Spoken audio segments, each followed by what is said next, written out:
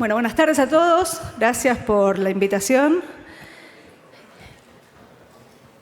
Voy a hacer una presentación relativamente corta que tiene básicamente tres focos respecto a la coyuntura. La primera es tratar de entender la transición, cómo llegamos de acá hasta el 10 de diciembre, con el estadio de las elecciones el 27 de octubre. La segunda parte es tratar de imaginar cómo llega la economía ese 10 de diciembre y cuál es el punto de partida de la próxima gestión. Y la tercera parte es imaginar cuál puede ser o cómo debería ser un programa de estabilización, pensando en diagramar un escenario macro. Escenario macro que lo dividimos en dos partes, ahora lo voy a mostrar. Una parte que se llama sale bien y una parte que se llama puede fallar el primer intento, ¿no? Este escenario negativo. Pero antes de entrar ahí, quiero mostrar algunos dibujitos de la economía para tratar de poner en contexto cómo llegamos hasta acá y dónde estamos parados. Voy a tratar de ir rápido porque hay poco tiempo. Esto, ahí.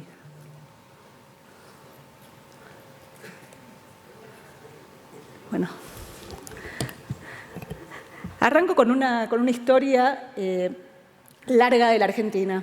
Una historia que arranca en 1970. Antes Ricardo había mostrado cómo Argentina había crecido mucho menos que los países de la región. Esta es un poco más corta.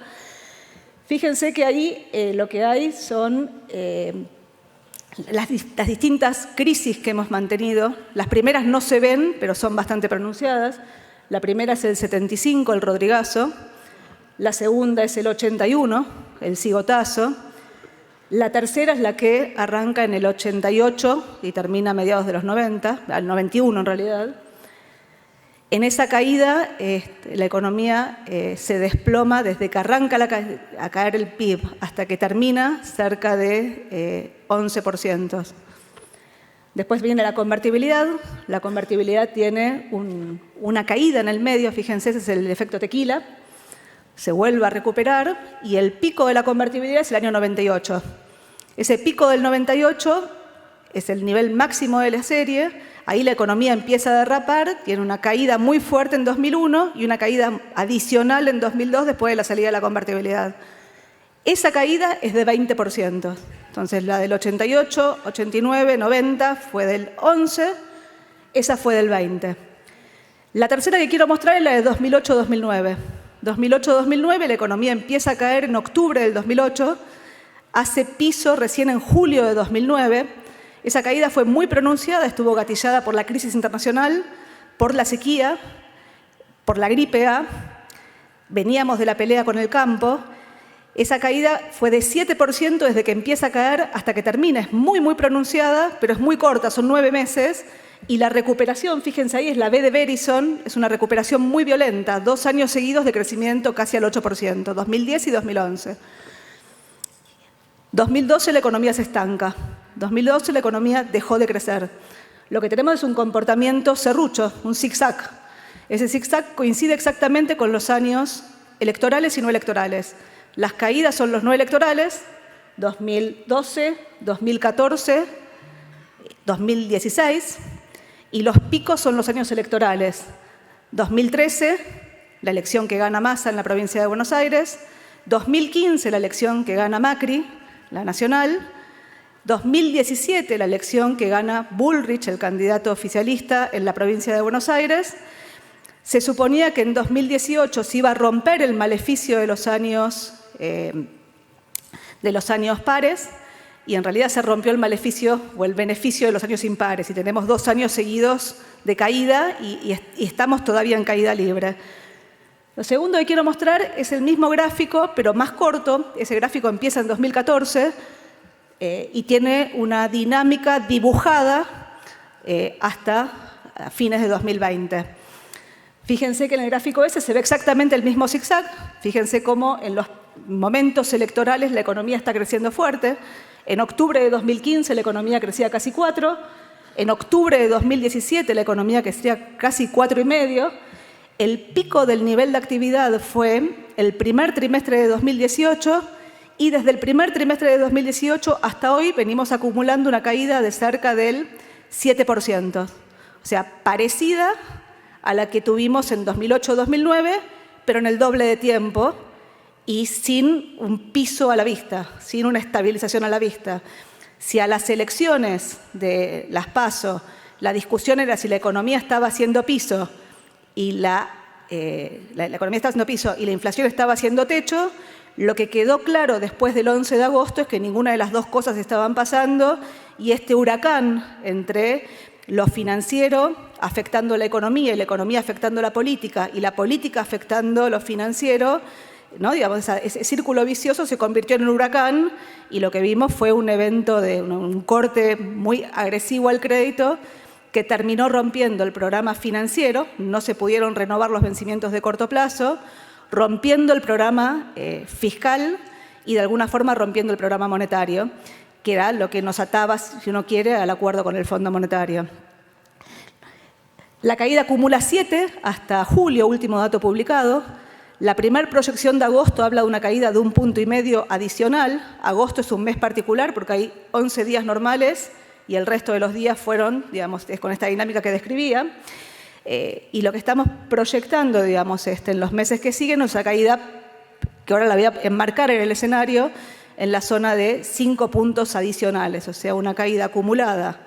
Si sale bien, desde que empezamos a caer hasta que terminamos de caer, parecida a la del 88-89, la mitad que la de 2001 y casi el doble que la del 2008-2009.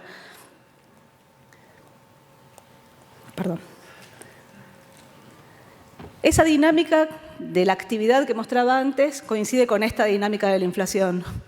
Fíjense que este gráfico arranca con un pico inflacionario del año 91, fue el año de la convertibilidad, veníamos de 2 hiperinflaciones, la convertibilidad tuvo una regla cambiaria muy rígida que básicamente frenó la dinámica inflacionaria, la cortó de cuajo y la economía entró en una zona primero de baja inflación y después de deflación. Con todos los problemas asociados, yo no me voy a poner a describir, acá no hay tiempo para hablar de la convertibilidad. Pero lo que queda claro es que a la salida de la convertibilidad, la devaluación generó 2 problemas estructurales en la economía, que tenían que ver con la hoja de balance de la economía después de muchos años de ancla cambiaria, una ancla cambiaria muy rígida como era la regla de convertibilidad. Era un problema con los bancos, el crédito en Argentina había llegado a 25 puntos del producto, los bancos habían prestado dólares a familias que cobraban salarios en pesos y a empresas que le vendían a esas familias que cobraban salarios en pesos, con lo cual la devaluación per se hacía imposible recuperar ese crédito, la perspectiva de que el tipo de cambio iba a subir te generó una salida de depósitos. Cuando se fue el 20% de los depósitos de los bancos, terminamos en el corralito. Nota al pie, hoy se fueron 35% de los depósitos desde las PASO hasta hoy, menos de 40 días hábiles, y los bancos todavía tienen entre encajes y la liquidez propia de los bancos la mitad de los depósitos que quedan, ¿sí? O sea, la liquidez es distinto el sistema. Primer problema, bancos. Segundo problema, deuda. La Argentina tenía un nivel de deuda pública PIB al final de la convertibilidad que era 50 puntos del producto. Esos 50 puntos del producto tenían una tasa de interés promedio de la economía que en la zona del 10%, que era la tasa a la cual Argentina se financiaba en los 90 en un mundo de tasas bastante más altas que las actuales. A fin de 2001, a mediados de 2001, cuando era evidente que Argentina no podía pagar, Cavallo avanzó con el megacanje convalidó una tasa del 15% para toda la deuda. Entonces, así como la salida de la convertibilidad reventaba a los bancos, la salida de la convertibilidad reventaba la deuda. Devaluar implicaba per se un problema de crédito y un problema con el sistema financiero, era sistémico. Hoy no lo es. Hoy los niveles de deuda que tiene Argentina, después lo vamos a mirar, después de la devaluación, después de que el tipo de cambio pasa de 17 pesos a casi 60, 58 del mayorista, están en la zona de 57 puntos del producto cuando uno mira la deuda de mercado más organismos, que es la deuda relevante, y le resta la deuda del Estado con el Estado. Y la tasa de interés promedio, el cupón promedio de la deuda en Argentina es de 7 puntos. Y cuando uno le pone la deuda con organismos, ese cupón promedio baja de 7 a 5. ¿Sí? O sea, es una historia totalmente distinta. Hoy la dinámica no es sistémica o no debería ser sistémica si logramos encarrilar la macroeconomía o encarrilar la política económica y la política. ¿Sí? Ahora, supuesto, si uno quiere, fuerte. Ahora, la salida de la convertibilidad, el problema que tenía eventos de crédito. La ventaja que tenía era que venía con estabilidad de precios. Nadie en la Argentina ajustaba sus precios. Veníamos con años donde uno sabía cuánto costaban cualquier cosa en la economía, digamos, desde ir al kiosco, a ir al almacén, a ir al cine. Los precios eran los mismos. El único precio indexado que había en la economía argentina eran las tarifas de servicios públicos. Y las tarifas de servicios públicos, a la salida de la convertibilidad, ley de emergencia económica mediante, se congelaron. Con lo cual, la devaluación, el dólar salta de 1 a 4 pesos, no generó un salto inflacionario en consecuencia. El traslado a precios de esa devaluación fue muy bajo. Los precios mayoristas subieron 150%, pero los precios minoristas subieron 41%. Fíjense, primer año, 41% de aumento. Al año siguiente, en un mundo que había cambiado, con un dólar que había tocado 4 pesos en el máximo, y al año siguiente ya valía 2,80, la tasa de interés que estabilizó a mediados de 2002 había llegado a 134%, y al año siguiente, marzo de 2003, ya valía 13, y al año siguiente valía 4. Esa dinámica permitió bajar muy rápidamente la inflación. Congelamiento de tarifas en simultáneo. Fíjense que al año siguiente la inflación fue 4, al año siguiente fue 6, al año siguiente fue 12. Ahí empezaba la discusión sobre si la economía tenía que empezar, no un plan de estabilización, pero dejar de seguir siendo expansiva, como eran los primeros años cuando venías de una depresión económica, 25% de desempleo, 20% de caída del nivel de actividad. La política en Argentina empezó a discutir los acuerdos de precios. Era el danonino de Felisa, uno se olvidó de esas cosas, de Felisa Micheli. Baja 10% con los acuerdos de precios y a partir del 2007 la inflación en Argentina se estabiliza arriba del 20%. Como la política no lo quería convalidar, intervino el INDEC y el INDEC nunca dio arriba de 10%.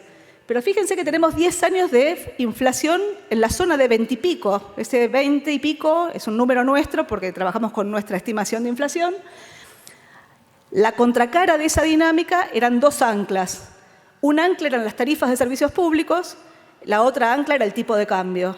Dólar clavado, tarifas de servicios públicos, paritarias que iban sistemáticamente por arriba, eran el mundo de la felicidad infinita, porque lo que tenías eran salarios que le ganaban sistemáticamente a la inflación, empresas que vendían más a esos asalariados, la contracara de eso era en algún momento un problema de costos, pero que todavía no se veía en los primeros años, ¿sí? Hasta, diría yo, 2011, y ahora vamos a ver la historia, que es cuando se estanca el crecimiento. Yo lo mostré en el primer gráfico.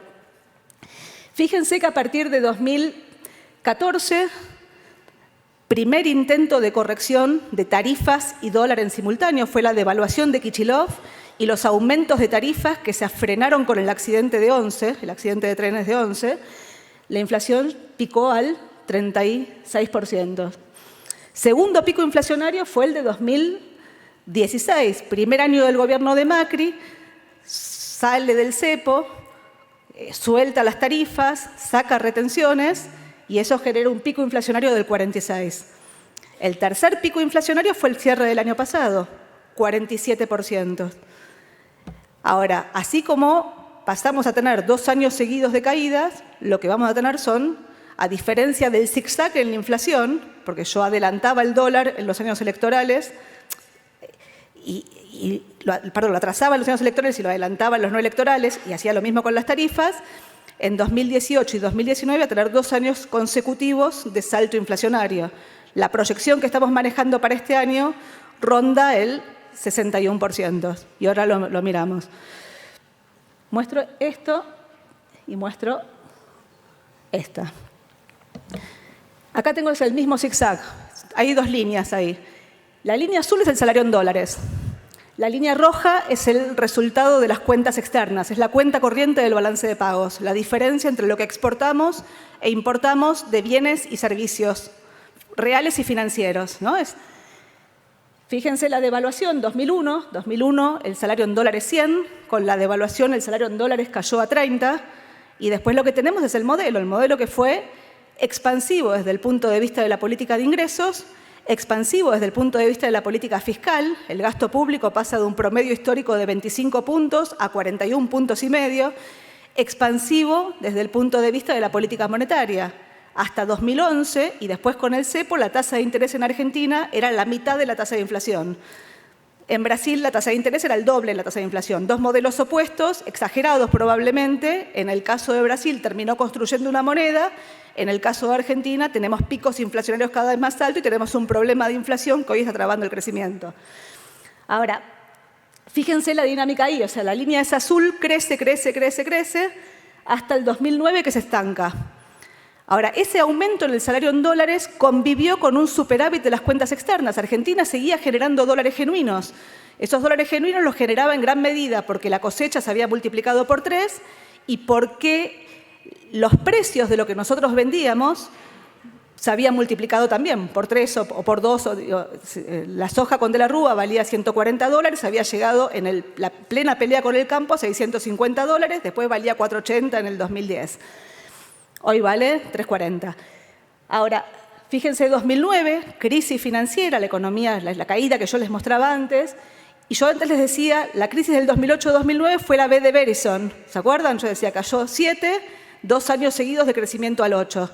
Ahora, esos 2 años seguidos de crecimiento al 8 tuvieron que ver fundamentalmente con un aumento del salario en dólares, 2 años seguidos, acumulando 50% en dólares.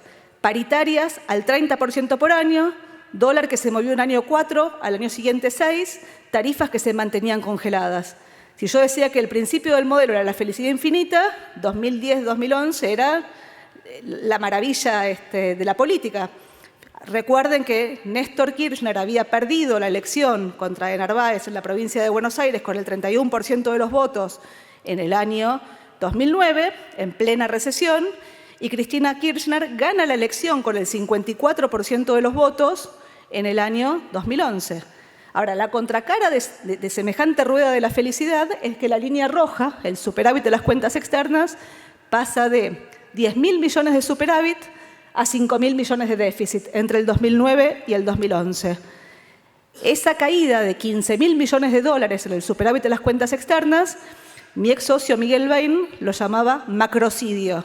Porque realmente es un macrocidio, no hay ninguna economía que tiene capacidad para absorber desde el lado de la productividad un aumento de 50% del salario en dólares. Y el hecho de que hayamos perdido el superávit de las cuentas externas, o como dicen algunos economistas, haya reaparecido la restricción externa, es lo que traba el crecimiento. Recuerden el primer gráfico que mostré, donde la economía deja de crecer, donde se estanca. Ahora, fíjense la línea azul, hace el mismo zigzag que muestra el nivel de actividad. El salario en dólares sube en los años electorales con la actividad, cae en los no electorales cuando devalúo, sube, cae, ¿no? Los mismos puntos. Ahora, lo que uno ve en ese gráfico es, primero, apareció la brecha cambiaria porque apareció el cepo en 2012. La forma de estabilizar la demanda de pesos fue con controles de capitales. Pero fíjense la línea roja, para poder mostrar esos niveles de actividad cada vez más altos, cada vez que sube el salario en dólares, fíjense que el déficit de la cuenta corriente me aumenta. Fíjense cómo pasa de cerca de 0 en 2012 a cerca de 10.000 en 2013. 2013 fue el año donde la brecha cambiaria había saltado y uno podía comprar un auto al tipo de cambio oficial. Se vendieron 1 millón de autos ese año. Aerolíneas vendía pasajes en cuotas sin interés a Miami, mientras el Banco Central trataba de sostener y evitar que se le roben las reservas. O sea, había esas cosas extrañas que hoy también suceden. Fíjense en 2015, año electoral, la cuenta corriente cómo pasa de 5.000 a 15.000, pero lo más notorio es como en el año 2017, para ganar la elección, el déficit de cuenta corriente pasa de 15.000 a 30.000. Entonces, si la pérdida de 15.000 millones de dólares en el año entre 2010 y 2011, Miguel la llamaba macrocidio, la pérdida de 15.000 millones de dólares en el año 2017 la podemos llamar macricidio, ¿sí? Porque fue el principio del fin, o sea, semejante déficit de cuenta corriente permitió ganar la elección, el mercado pedía una sola agenda, que era la gobernabilidad. En octubre de 2017, Macri era Gardel, Argentina era Disneylandia y íbamos a un destino de éxito, ¿sí? Ahora, a partir de la elección, el mercado empezó a pedir 2 agendas. Pedía el ajuste y pedía la gobernabilidad. Y el ajuste y la gobernabilidad no son dos agendas que se llevan bien. Y cuando eso se combina con una sequía como la que tuvimos en 2018 y se combina con un escenario internacional un poco más rígido, la tasa de interés en ese momento había pasado del 2 a la zona del 3,20, la tasa de interés libre de riesgo, la de los bonos americanos. Bueno, eso generó un corte al crédito que terminó generando un ajuste violento de la macroeconomía que se ve ahí. O sea, la línea roja pasa de 30.000 de déficit. El año pasado, digamos, corrige poquito, pero porque es una cuestión de promedios, pero fíjense el ajuste que estamos viviendo este año. Estamos casi yendo al equilibrio. La contracara de ese equilibrio es el desplome del consumo, el desplome de la inversión, el desplome de las importaciones, la mejora en las cuentas externas. Estamos haciendo el ajuste como se hace habitualmente los ajustes en la Argentina. Ahora, a diferencia de 2001, yo planteaba antes, en 2001 yo decía, el principal problema que tenías era que la devaluación era sistémica. La devaluación te reventaba la deuda, te reventaba los bancos. Hoy la devaluación no era sistémica. Ahora, en 2001 la devaluación era fiscal. ¿Por qué era fiscal? Porque la devaluación me generaba la recaudación, la mejora en el tipo de cambio real. Fíjense, el tipo de cambio real bilateral contra el dólar pasa de 1 en el año diciembre de 2001 a un tipo de cambio real de 2,80, 2,60. Fíjense cómo el atraso del tipo de cambio fue muy lento.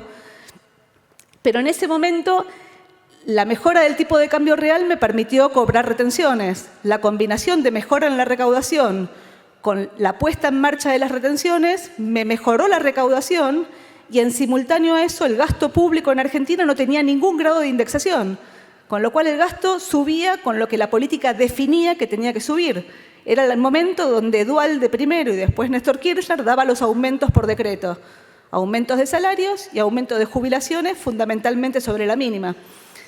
Esa dinámica permitió pasar de equilibrio primario, de déficit casi equilibrio primario, el intento de Cavallo de llegar al equilibrio a finales de del 2001 para no salirse de la convertibilidad, a tener un superávit de casi 5 puntos del producto. ¿Sí? Entonces teníamos equilibrio fiscal, equilibrio externo, eran los equilibrios gemelos, teníamos posibilidad de hacer política económica. Hoy la recesión que estamos viviendo, o sea, el corte al crédito, el salto del tipo de cambio, la caída del consumo y la caída en las importaciones, me ajusta el sector externo, pero no termino nunca de ajustar el déficit fiscal. ¿Por qué no termino de ajustar el déficit fiscal? Fundamentalmente porque hoy, sobre todo en la Nación, tenemos el 60% del gasto público a PIB que está directamente indexado al pasado. Si bien Macri cambia la fórmula de indexación, cuando cambia la fórmula de indexación, él suponía, o suponían los economistas que trabajaban en ese momento en el gobierno, que el cambio en la fórmula iba a permitir licuar un trimestre y después indexaba hacia adelante porque esperaban que la macroeconomía entre en un sendero de crecimiento con desinflación. Ahora entramos en un sendero de caída del nivel de actividad con aceleración de la tasa de inflación. Y si la aceleración de la tasa de inflación es la que estamos viendo, el ajuste fiscal, la única forma de sostenerlo es que la inflación cada año sea más alta. Porque si baja la inflación, automáticamente el gasto me crece con la inflación pasada. Y si no bajo la inflación, también, con lo cual, para seguir licuando, lo que necesito es que la inflación sea cada vez más alta. O sea, la dinámica del gasto público hace que el ajuste fiscal no termine a menos que cambie ese esquema de indexación. Problema que va a tener, creo yo, ya a esta altura casi no hay dudas, digamos, Alberto Fernández en el próximo gobierno, y que hubiera tenido Macri si hubiera tenido una reelección. O sea, hay un tema político o de definición política de por medio.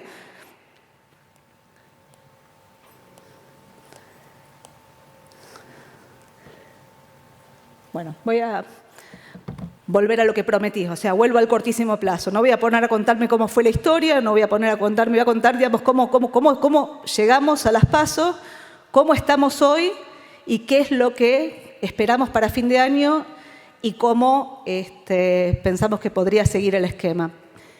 Primer punto es, desde las PASO hasta hoy transcurrieron alrededor de 40 días hábiles.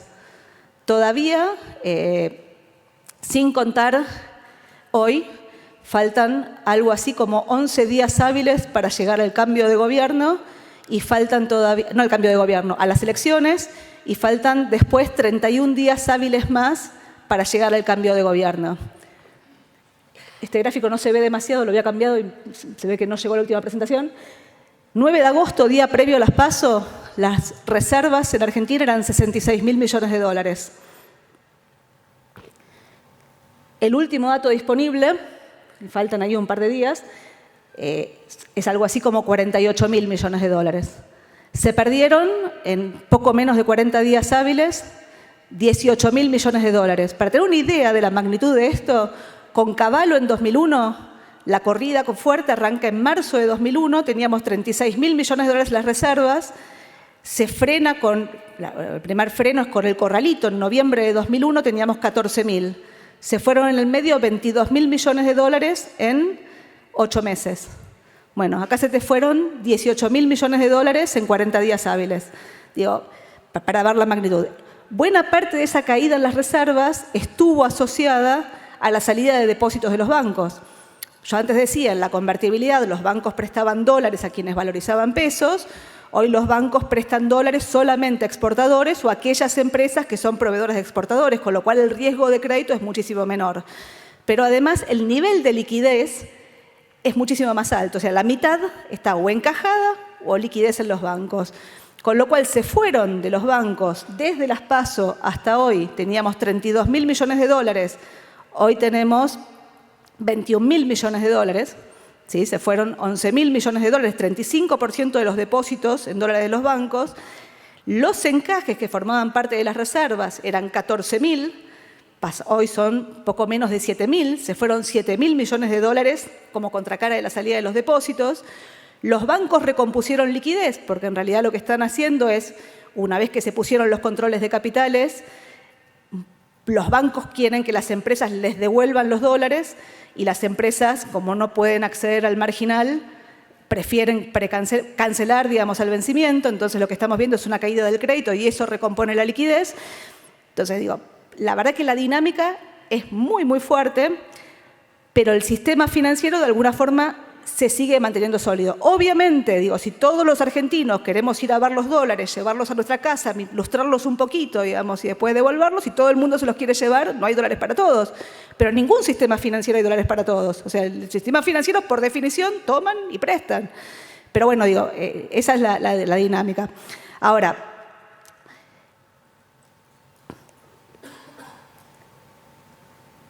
ahí estaba el cuadro. 7 de octubre. Último dato que tenemos abierto de las reservas. Eran 48.000 millones de dólares, de los cuales un poco menos de 7.000 eran encajes, 2.500 eran Basilea, el ripo que uno tiene tomado con el Banco de Basilea. Hay algo así como 7.000 millones que son dólares remanentes del fondo, del préstamo del fondo de organismos. Una parte de esos dólares se usaron. Reservas netas son 14.000, reservas netas, si cuento la plata del fondo, es algo así como 18.000. La proyección hasta el 10 de diciembre, teniendo en cuenta la salida que estamos viendo hasta ahora, salida que se moderó significativamente desde que se pusieron los controles de capitales, el último día de agosto, 2 días después de que se había reperfilado la deuda de pesos, generando, digamos, toda la dinámica sobre los fondos comunes de inversión y sobre la demanda de dólares, apunta a fin de año algo así como 38.000 millones de dólares. O sea, se caerían alrededor de 10.000 millones de dólares más entre pagos de dólares y salida de dólares, aún con los controles, con lo cual, si esta dinámica se acelera, es esperable que esos controles se cierren un poco más. Si los controles se cierran un poco más, la brecha que hoy está contenida por los dólares que el Banco Central sigue vendiendo a las personas físicas, podría saltar un poco más. Lo otro que hay que mirar es el programa financiero. O sea, el programa financiero que la cuenta de dólares es la contracara de la cuenta de dólares que yo mostraba antes. Fíjense que ahí me faltan algunos dólares, tengo los vencimientos de octubre, noviembre y diciembre, pero esos dólares en principio están o en la caja del Tesoro, que están dentro de las reservas, o son los dólares del Fondo Monetario que todavía podría usar. O sea, va contra la cuenta que hicimos antes. El problema son los pesos. El problema fundamentalmente tiene que ver con la dinámica donde los vencimientos de pesos que tenemos después del reperfilamiento, octubre, noviembre y diciembre, sumado al déficit fiscal que me quedó después de la dinámica, las decisiones de política económica de bajar impuestos, pero fundamentalmente la recesión que se agudizó después de las PASO y una FIP que de alguna forma prefirió no seguir apretando las clavijas, me generó un agujero fiscal que, aún teniendo en cuenta la caja de pesos que tiene el Tesoro, me faltan algo así como 250.000 millones de pesos en el último mes del año. Esos 250.000 millones de pesos en el último mes del año son algo así como el 18% de la base monetaria. Yo antes decía, si el programa financiero no es viable, el programa fiscal no es viable, el programa monetario no es viable. Con lo cual lo que estamos viendo es que va a haber un aumento en la presión cambiaria de acá a fin de año. La pregunta es, ¿a quién de los dos le toca? Si le toca al que viene, le toca al que se va.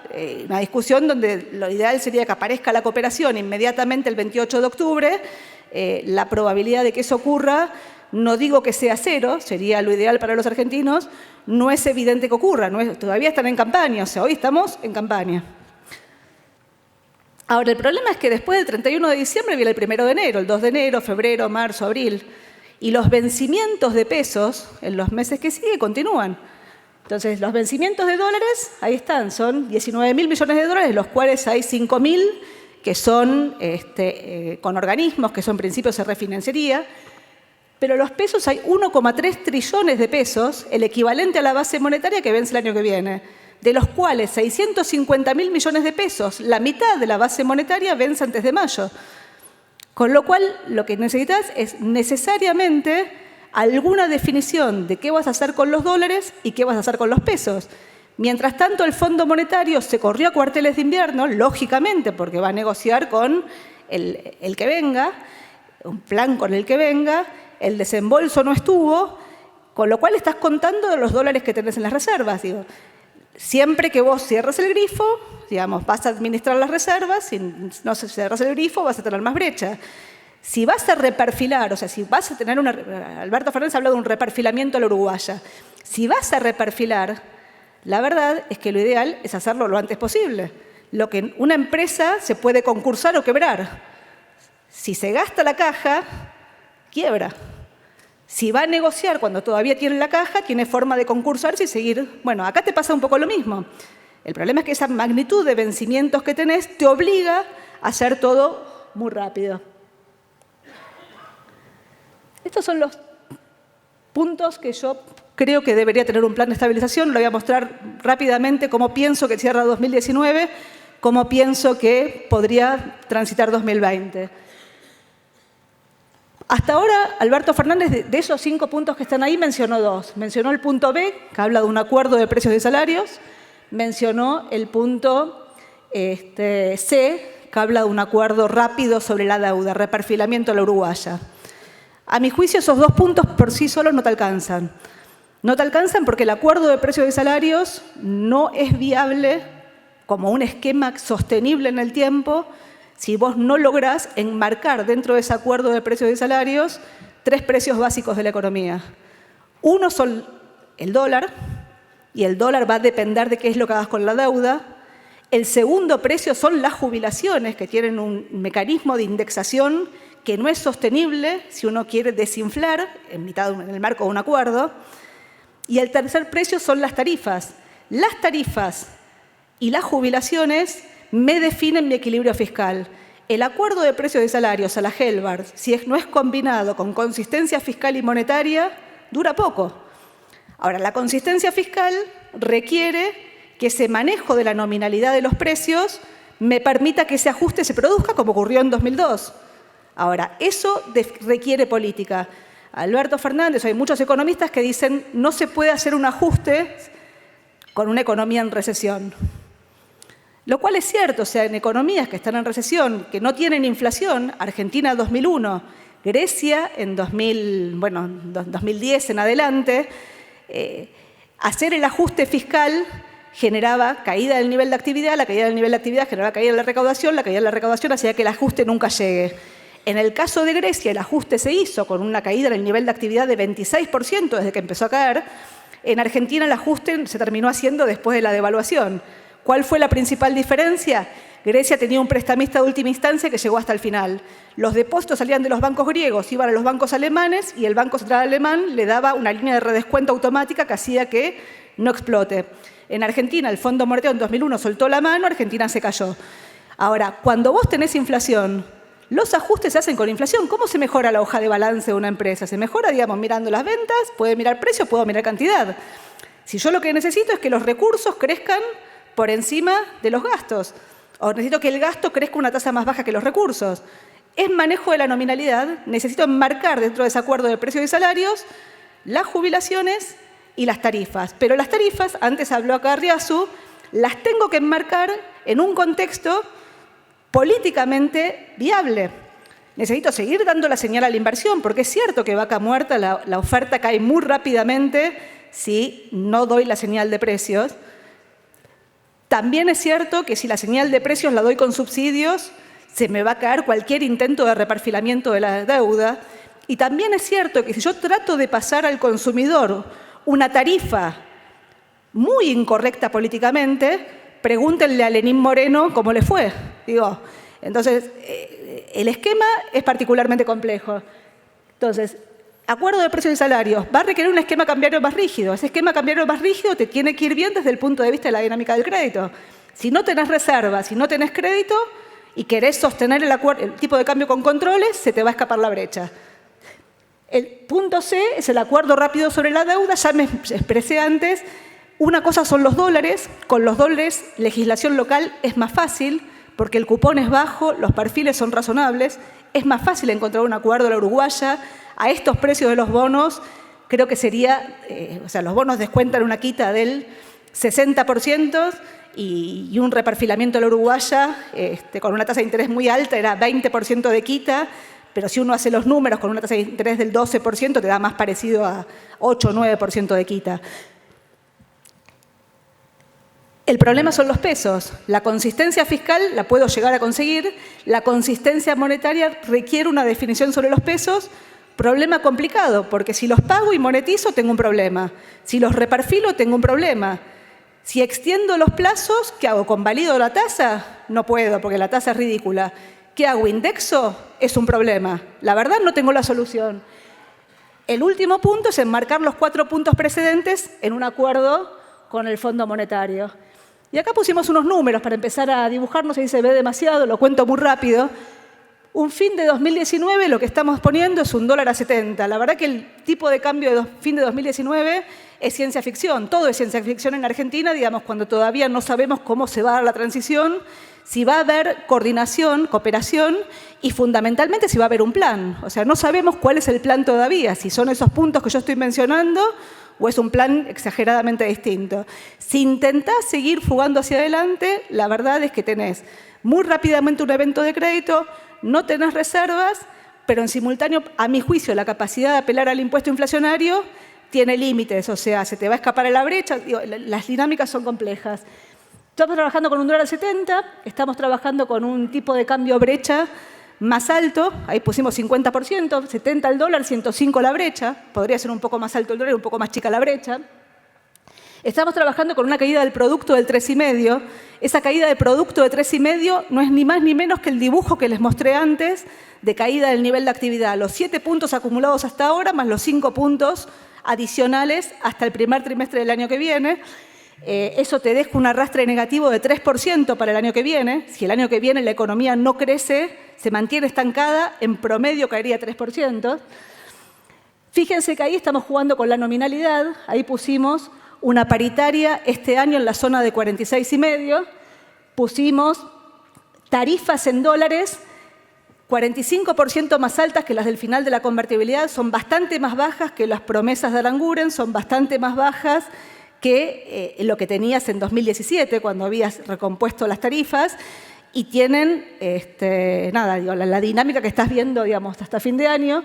Con esa combinación de dólar, tarifas y salarios, estamos trabajando con una inflación de 61, que no es más ni menos que la inflación acumulada hasta agosto, más 5,5 en septiembre, que es nuestra medición, más una proyección en la zona de 4, octubre y noviembre, y un diciembre que yo creo que va a ser muy alto, por 3 motivos.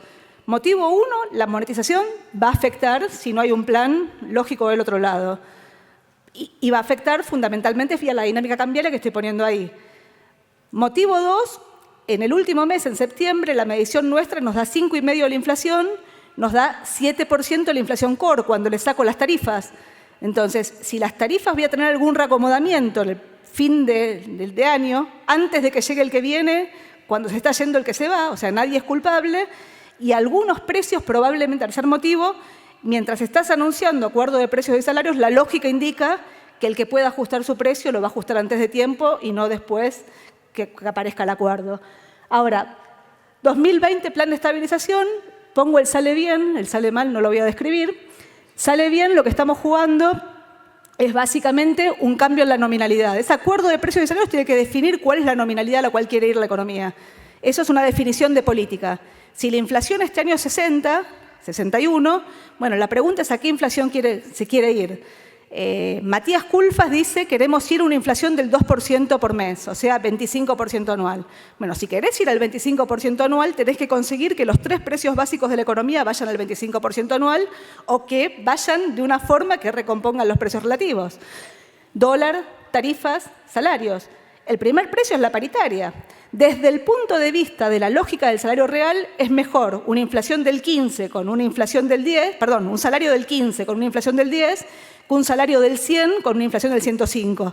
¿Sí? Ahora, negociar esa dinámica en el arranque, que podría ser con una recomposición en el arranque, pero digamos con un acuerdo muy fuerte detrás, consistencia fiscal y consistencia desde el lado de la deuda, requiere un manejo de coordinación de la política enorme. En el informe nuestro lo llamamos escenario Mandrake este. Fíjense, salarios estamos poniendo 40, dólar lo estamos moviendo 25, la brecha se achica porque me fue bien con la deuda y me fue bien desde el punto de vista del manejo de la nominalidad y del cierre fiscal, y estamos jugando ahí con una inflación en la zona de 38, con tarifas que suben igual que los salarios, 40% en pesos, diferenciales respecto a las señales de precios que yo tengo que dar para este triángulo, ¿no? Mantener este equilibrio entre sostener la consistencia fiscal, sostener la consistencia fiscal, la señal a la inversión y que no me explote el país, ¿sí? O sea, equilibrio bastante complicado. En ese escenario la economía cae 3,8, pero en realidad es el dibujo que puse antes, o sea, estabilizo en el segundo trimestre y crezco algo levemente en la segunda mitad del año, la promesa del segundo semestre.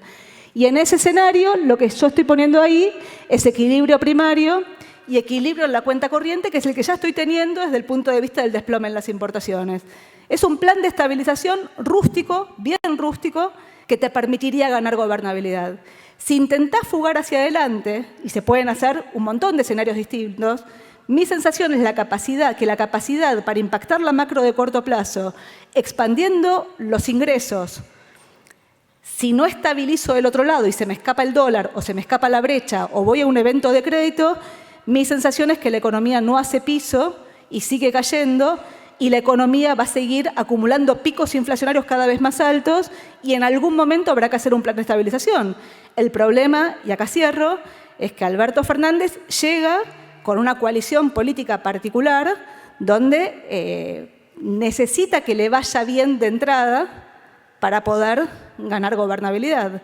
Con lo cual, si le va mal de entrada, mi sensación es que la capacidad para estabilizar que tenés en el arranque tiende a ser menor. Bueno, perdón por la extensión.